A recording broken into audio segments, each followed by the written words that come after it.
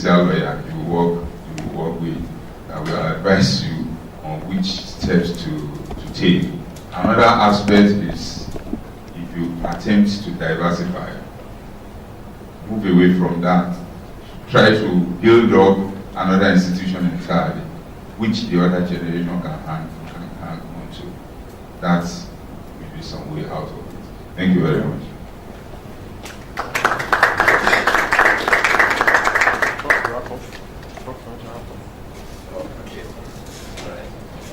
Well, thank you all so very much. I was deliberate when I was speaking to just talk around the evolution because I'm very passionate about this. If I got into it, I wouldn't have realized 2 or 3 hours that have passed.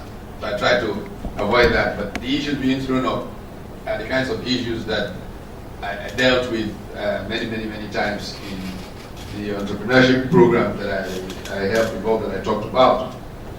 A couple of them. Very important one. How do you communicate with the founders of the business? How do you tell your parents that time is up? It's very difficult yet very easy. It's, of course, like Professor Jogu said, you don't want to become the prodigal because you can bring libation in the morning and start praying. These children that we have had these days. Yeah, but a clear example is if we establish a tradition of family, the leadership retreats, bring professionals, bring educators, whatever, and they share these ideas, they come from a third party. It's easier for them to digest, the motives are different, and you can have conversations around those issues afterwards. It's almost the same way in both tracks. I learned something not long ago. Personally, my daughter is sitting in this room, and I try to take it away, and now have a tradition. It's not about the business, it's about everything. Every week, my children are all grown up now. Every week we try to meet, and yesterday was that day of the week, and just talk about things, whether it's business, whether it's the world. It provides an opportunity to have, in a relaxed way, conversation about those very serious issues. And shared values are developed, and sometimes it can get deep, as my daughter will tell you. The one before yesterday, at the point she had to come to me and say, look, you're not a professor in Lagos University, you're talking to your children.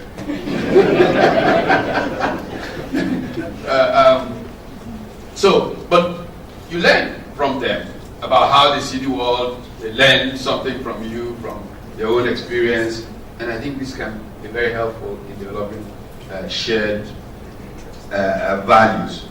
I think the other really interesting point about the person who wanted his ideas to go to the 5th generation, and after 1 or 2 generations, people wanted to tweak with the ideas. A point that Professor Jogu mentioned, which is you can actually run your business from the grave if you walk through a structure that you've set up, I'm sure many of us saw the film, The Ultimate Gift. How many people have seen the film, The Ultimate Gift? My poor daughter is looking because I forced them to watch it so many times. But it's a remarkable film, and it should be free now, so if you Google it, you can. It's fantastic. About how this man changed his grandson, after his death. The things he required for this young man to do, and actually molded his character. And so, a very clever person can manage these things from the grave. There was a question about, what is really a family business with quoted company and all of that. What's the influence? Who controls? As a case study I used to teach 20-something or more years ago about Motorola. I thought it was a great example. Bob Galvin, who was leading Motorola towards the end of the 70s into the 80s, when American companies were being really overtaken by Japanese companies. And Bob had the structure of the company was a triumvirate. He was like executive chairman, as we say in Nigeria. There was a president. There was CEO, and they were called the triumvirate. All decision making took place there. The company was doing remarkably well by the usual indicators. But Galvin went to Japan and had a life-changing experience about how Japanese companies were organized. And it was clear to him that these fellows were going to leak any American company if American companies didn't begin to think change. And so he walks into a retreat of the company. They just made these extraordinary profits, and he looks at them and says, if we don't change, we'll die. And everybody turns and says, oh, Bob has done his early morning brandy. You know what? The final analysis, what made the difference was, by the way, what we call Motorola, of course, used to be called Galvin Manufacturing before it became Motorola. And so Bob basically said, look, the name up there is my name. I have more commitment to where this company is going. In the end, he brought everybody on board, and the transformation literally saved Motorola, as indicated by the fact that Motorola was the first American company to win the Malcolm Bardage Award, which the incoming Reagan administration instituted to get American companies to be more up to speed in quality, and those things that made Japanese companies begin to beat them. So I think it's important to look at the power of that name in terms of the influence of those who are leading the company. The thing also about managing the powerful people.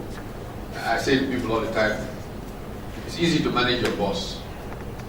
What are his key results areas? What are his own bosses judging him by? And play to the strength of that person, see how they are being judged. Okay, people who have founded a business, who are their bosses? Probably God. So, what's the view of what view do they have of what God is asking of them? And if you play to that, instead of saying, this is what I want, and saying, look, this is what will enhance your legacy, it's easier for them to accept what you're saying than, oh, you see, we went to business school, and this is what they say in business school. They will tell you, I paid the money for you to go to that business school. Thank you. Thank you very much. We take the very good time for this. Please hand back to the first one. Thank you again. I was told that a chairman in an event does not talk too much. That you only say a few words and leave the speakers to continue with the talk. But there are a few questions that we haven't really looked at. We asked a question about the corporate governance model for family businesses in Nigeria. And in my speech, I said that we need to think about it very well. Because the corporate governance model that we use in Nigeria is not really, research has shown that it's not really very, very suitable, and it hasn't really worked well.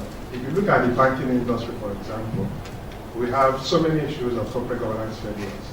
And what we use in Nigeria is what we call the Anglo-American model. That tells you all you need to do is look after the shareholders, and that's what you're supposed to do. And the shareholders are going to contribute money to you to enable you to run your business. But the reality in Nigeria is that what we have is concentrated ownership. So if you look at banks in Nigeria, you can clearly say who owns this bank. You know, I remember anytime I teach in Lagos Business School, they normally ask me about companies, and when they talk about some companies, they will say that Prof owns it. So I normally say just maybe one a director, but they say even when you read this paper, they say founder of Lagos Business School, that he owns Lagos Business School. And